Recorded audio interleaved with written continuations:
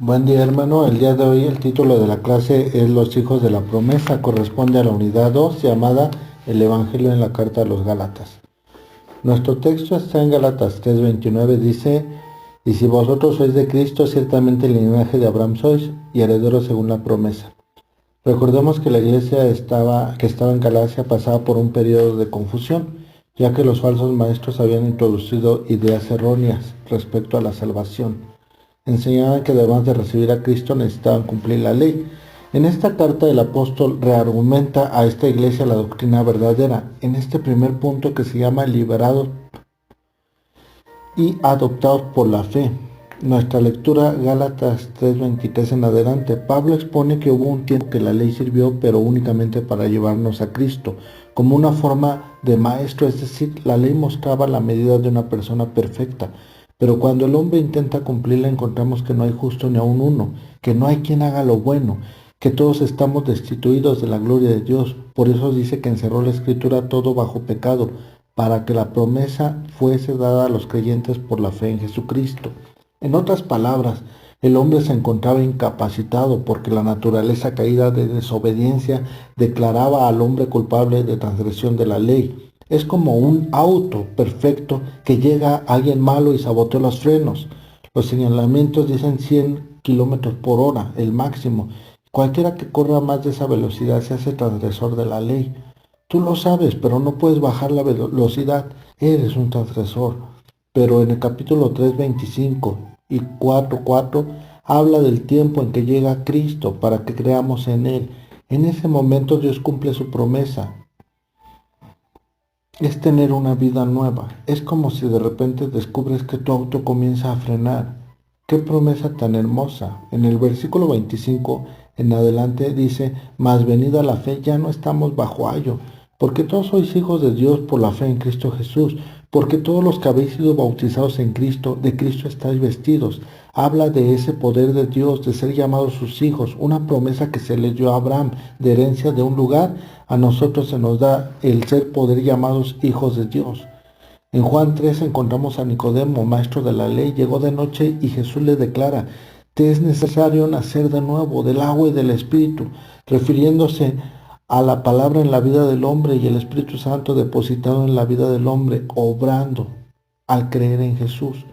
A esto se le conoce como ser bautizados en Cristo. Gálatas 3:27, porque todos los que habéis sido bautizados en Cristo, de Cristo estáis vestidos. No hay judío ni griego, no hay siervo ni libre, no hay varón ni mujer, porque todos vosotros sois uno en Cristo Jesús. Y si vosotros sois de Cristo, ciertamente sois de la simiente de Abraham y de acuerdo a la promesa herederos. Al ser bautizados en Cristo, no solo somos liberados del castigo de la ley, sino que también hemos sido adoptados por la fe. En Gálatas 4:7, el apóstol toma como ejemplo a un niño que tiene una herencia, pero no la puede disfrutar, está bajo tutores. Es como ejemplifica la vida del hombre y la ley, pero cuando viene Cristo, esos tutores ya no son necesarios, porque Dios da al hombre la facultad para tomar esa herencia, recordando a todo aquel que cree en Cristo que hemos sido adoptados. Ahora somos hijos de Dios, tenemos de su Espíritu para clamar: Abba, Padre. El punto número 2 dice: no regresemos a la esclavitud. Gálatas 4 del 8 al 20.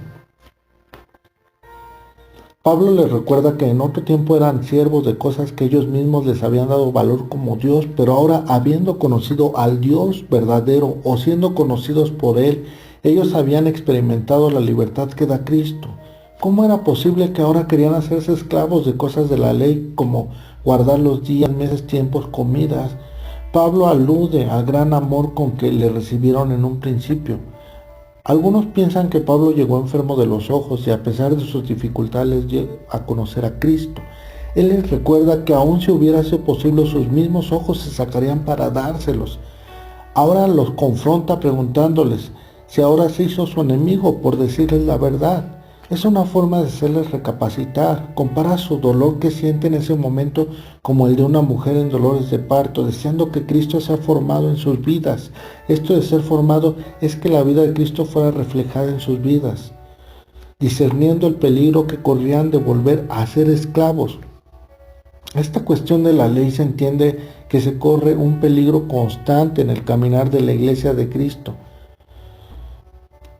En Apocalipsis capítulo 2 y capítulo 3 habla de la iglesia de Esmirna y Filadelfia. Alude a los que se dicen ser judíos y no lo son, mas mienten. Se entiende que tanto al principio como al final de la iglesia hay una lucha con este tipo de personas. No es de sorprenderse que en nuestros tiempos aún se den casos de encontrarse gente que quiere enseñar cosas de la ley, ritos, fiestas, costumbres, comidas, como requisitos añadidos a la salvación.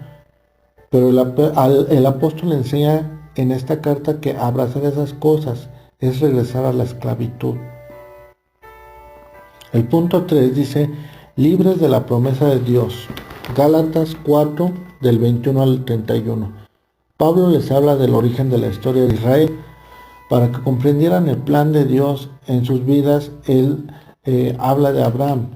Se le prometió de su descendencia sería grandísima. Él creyó, pero el problema es que no podía tener hijos. Y al pasar los años, Sarai, su esposa, le convenció para tener un hijo de su sierva llamada Agar. Abraham tuvo ese hijo de Agar llamado Ismael. Este acontecimiento es como un actuar por nuestras propias fuerzas. A pesar de que Abraham se encariñó con Ismael y le pidió a Dios que él fuera el hijo de la promesa, Dios le dijo que el hijo de la promesa sería Isaac. Y al paso del tiempo, Sarai quedó embarazada y tuvo al hijo de la promesa, Isaac. Pablo hace una enseñanza comparando estos dos casos.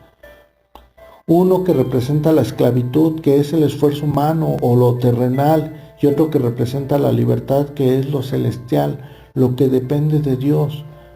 Pablo cita en Isaías 54:1, el versículo 27 del capítulo 4 de Gálatas dice, alégrate estéril, que no pares, prorrumpe y clama, la que no estás de parto, porque más son los hijos de la dejada que de la que tiene marido. Esta cita hace referencia de Agar y Sarai. Aunque Sarai era estéril, se le dice, alégrate, da voces de júbilo. Pero también se vislumbra una confrontación constante entre los hijos. Pablo continúa la comparación de la historia de Abraham para enseñar una verdad, que es necesario no dar lugar a las cosas que esclavizan la vida. En Génesis 21, la historia dice que Ismael, el hijo de Agar, nació primero, posteriormente Isaac, el hijo de Sara. Ismael perseguía a Isaac para burlarse. Fue tanta la molestia de Sarai que le pidió a Abraham que echara fuera a la sierva y a Ismael, porque no sería heredero el hijo de la sierva con su hijo Isaac. Comparando la historia con los últimos versos de Gálatas 4, a la letra dice,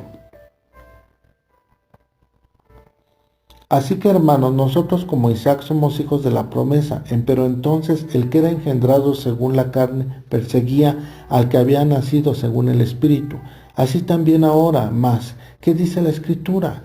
Echa fuera a la sierva y a su hijo, porque no será heredero el hijo de la sierva con el hijo de la libre. De manera que, hermanos, que no somos hijos de la sierva, mas de la libre. Esta enseñanza tendría que dejar en claro a los gálatas que no tendrían por qué estar buscando las cuestiones de la ley, que claramente eran comparadas con los esfuerzos carnales, cuando ya ellos tenían cosas espirituales. Ellos ya tenían una vida nueva impartida por la promesa que se encuentra en Cristo. Al igual nosotros debemos de tomar la lección.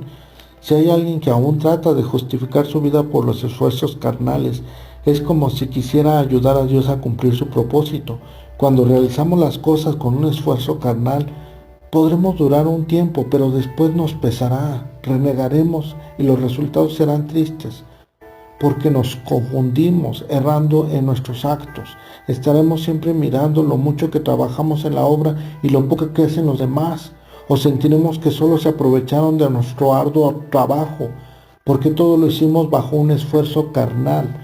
Cuando las cosas se hacen equivocadamente, el tiempo lo declara, y veremos que era esfuerzo de hombre y no obra de Cristo Jesús en nuestra vida.